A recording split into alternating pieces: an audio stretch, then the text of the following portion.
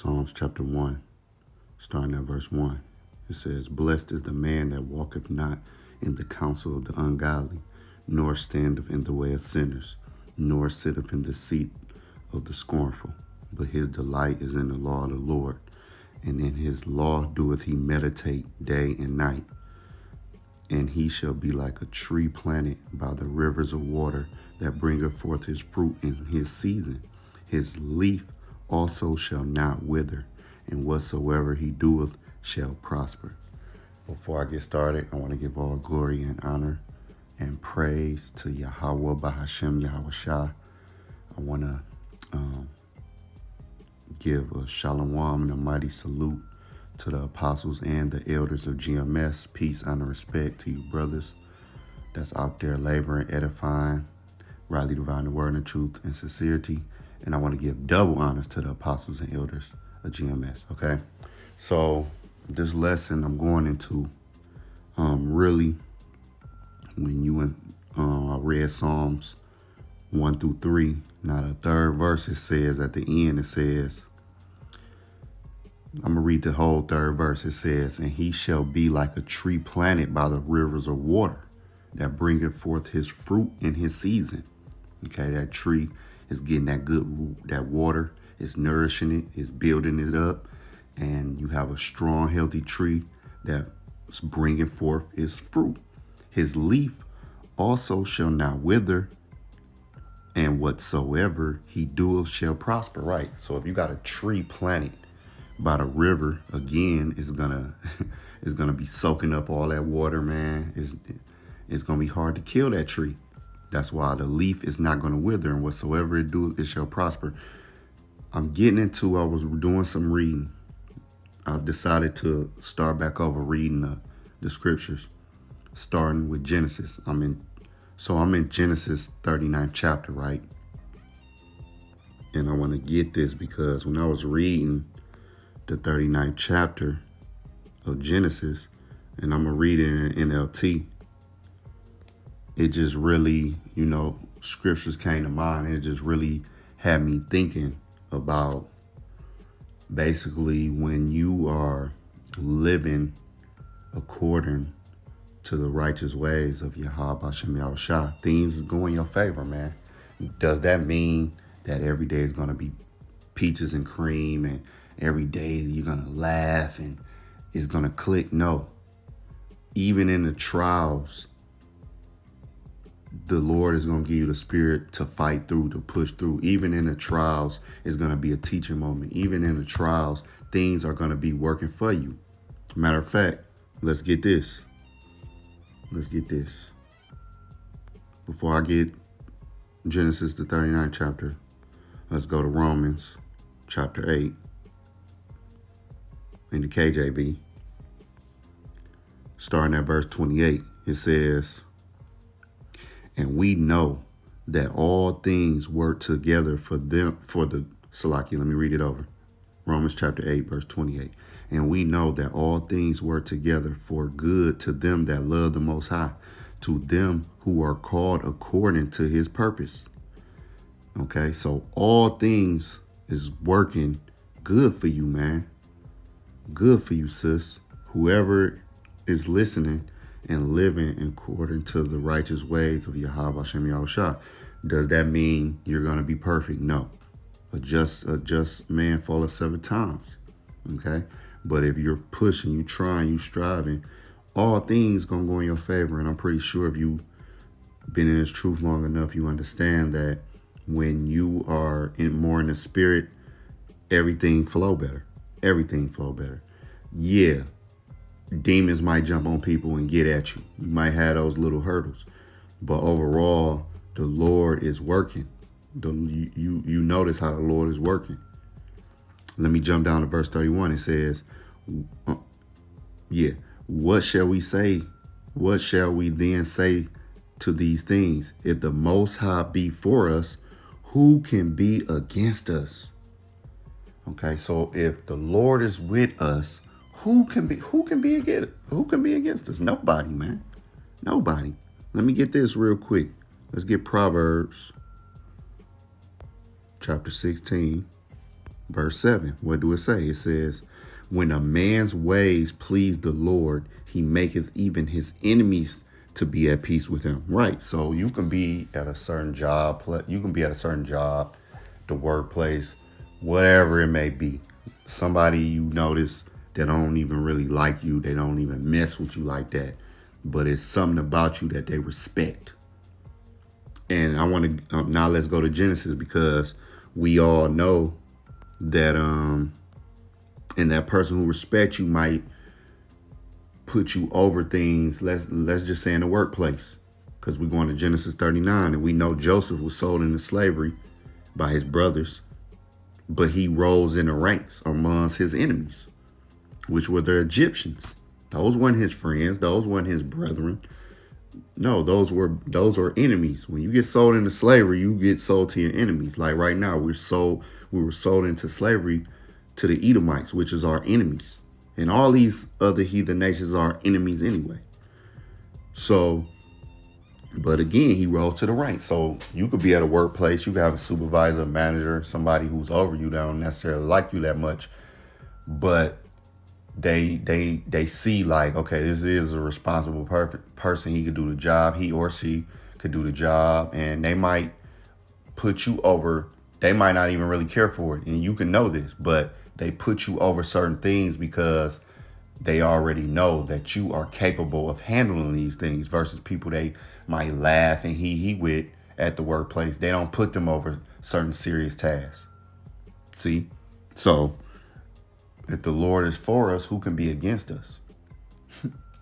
And another thing, it said that let me just go back to it. In Psalms, it said that whatsoever he doeth shall prosper.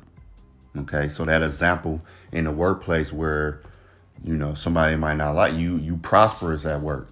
Okay. Or you can be in a workplace and get along with most of your coworkers, and you might get the promotion, you might get the raise, or you might have been filling out applications and you get the job, or whatever it may be in your life, applied to whatever it applies to.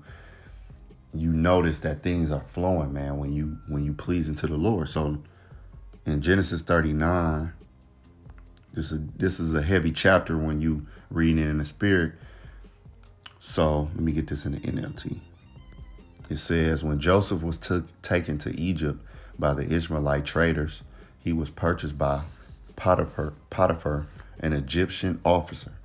Potiphar was captain of the guard of Pharaoh, the king of Egypt. The Lord was with Joseph. See, the Lord was with Joseph. So he succeeded in everything he did as he served in the home of his Egyptian master. Potiphar noticed this and realized that the Lord was with Joseph. So somebody could just look at you by your aura, how you carry yourself and everything, and they could just know, like, it's something about this person. He's different. He like, I remember a long time ago, this older white so-called Jewish lady, she was like, I can tell that you had good parents. She told me that one day. Meaning, like, you not a nigga. You not the regular nigga that I typically see or have been around. She didn't. That's what I got from that. She was like, I can tell that you have good parents. I can tell. So people who's our enemies, these so-called tiny tops and these other nations, even our own people. But I'm just saying, like, people can see, like, okay, yeah, this person been raised right, or the Lord is with him. Potiphar, he probably noticed, like, goodness, whatever this dude is doing, man, the Lord got to be with him. Okay, it's something special about this guy. So verse 3, Potiphar noticed this and realized that the Lord was with Joseph, giving him success in everything he did. This pleased Potiphar, so he soon made Joseph his personal attendant. He put him in charge of his entire household and everything he owned. He basically gave that man power of attorney. in today's time. You know what I'm saying? He put him over everything. He the dude. He that man. Verse 5, from the day Joseph was put in charge of his master's household and property, the Lord began to bless Potiphar's household for Joseph's sake. See? Didn't it say the earth was, the Lord made this world for Israel's sake, man. Okay? Okay? Jacob is the former of everything. But yeah, so the Lord blessed, Potiphar was reaping the blessings because of Joseph.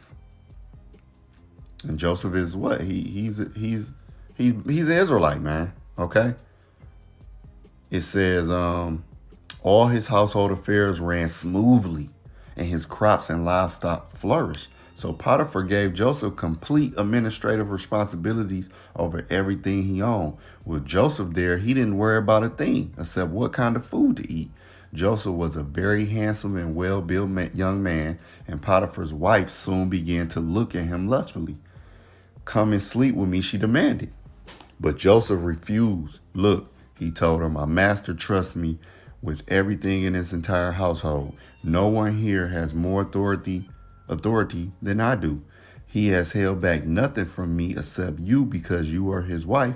How could I do such a wicked thing? It would be a great sin against the Most High. There you go. See, Joseph, he still kept the laws of the Most High. He knew the laws, and he still kept them because he could have just banged her out, and they could have kept it on the low.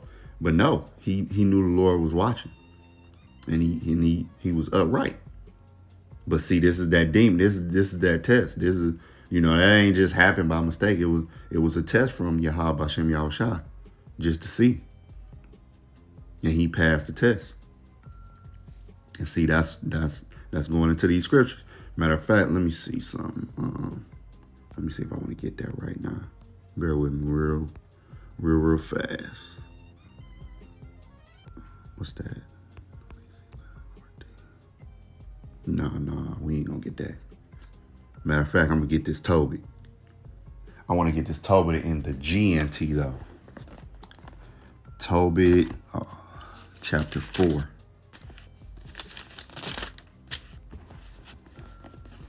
Tobit chapter 4 in the GNT, starting at verse 5, it says, every day of your life keep the Lord our power in mind. Never sin deliberately or disobey any of his commandments. Always do what is right and never get involved in anything evil. Be honest and you will succeed in whatever you do. And this is why Joseph was so successful, because his ways was pleasing to the Lord. And he didn't sin deliberately. He wasn't involved in anything evil because he could have just been banging his wife. He could have just been doing that on the low. And I'm pretty sure Joseph had women in the, you know what I'm saying? After he started moving up in rank, the women start, you know what I'm saying? It wasn't just her that was lusting after Joseph. I guarantee you. It said he was a handsome and well-built young man. So the women was already, and Potiphar probably let him have all the Egyptian women, even as a slave. He probably was like, man, go on, do you. My household running smoothly. I ain't gonna deny. That's why Joseph said,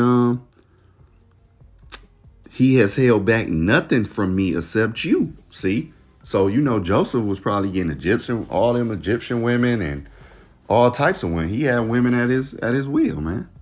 So continuing on, verse 10, it says, she kept putting pressure on Joseph day after day, but he refused to sleep with her. And that's them demons. That's when you are. Matter of fact, a scripture just came to mind. Let me get this. Scripture just came to mind. I think that's Sirach 2. Yup. Ecclesiastes chapter 2, starting at verse 1. It says, my son, if thou come to serve the Lord, prepare thy soul from temptation. See? So when your ways is pleasing to the Lord, hey, you're going to get them tests. Satan he going to jump out at you and test you. And the Lord going to allow it. Okay? Because you gotta get tested. If you don't ever get tested, then the Lord don't know.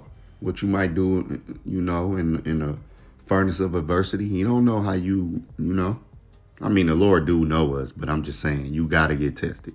So continuing on, it says, verse 11, one day, however, no one else was around when he went in to do his work. She came and grabbed him by his cloak, demanding, come on, sleep with me.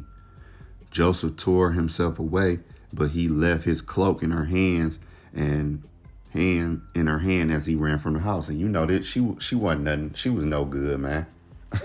No good chick, man. And that pissed the woman off when the woman can't take denial. They so used to getting their way. That's another thing. If a woman ever wanted to get with you and you was like, no, I'm good, that's gonna be an evil woman right there. Whether they admit it or not. They cannot handle when they get turned down versus a man. We used to getting turned down because we the hunters. So we always asking girls for their number and trying to get on. So you won't win them all. But the female, especially if she look like something, she ain't used to getting turned down. And it said, and this is why she did what she did. Verse 13, it says, when she saw that she was holding his cloak and he had fled, she called out to her servants. Soon all the men came running. Look, she said, my husband has brought this Hebrew slave here to make fools of us. He came into my room to rape me. I don't know if I should have said that. He came into my room to grape me, but I screamed. When he heard me scream, he ran outside and got away. But he left his cloak behind with me. She kept the cloak with her until her husband came home. Then she told him her story that Hebrew slave you brought into our house tried to come in and fool around with me, she said. But when I screamed, he ran outside, leaving his cloak with me. Potiphar was furious when he heard his wife's story about how Joseph had treated her. So he took Joseph and threw him into prison. So now Joseph is in a joint.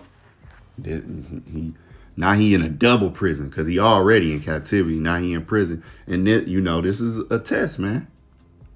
But guess what? Joseph's still shining. It says in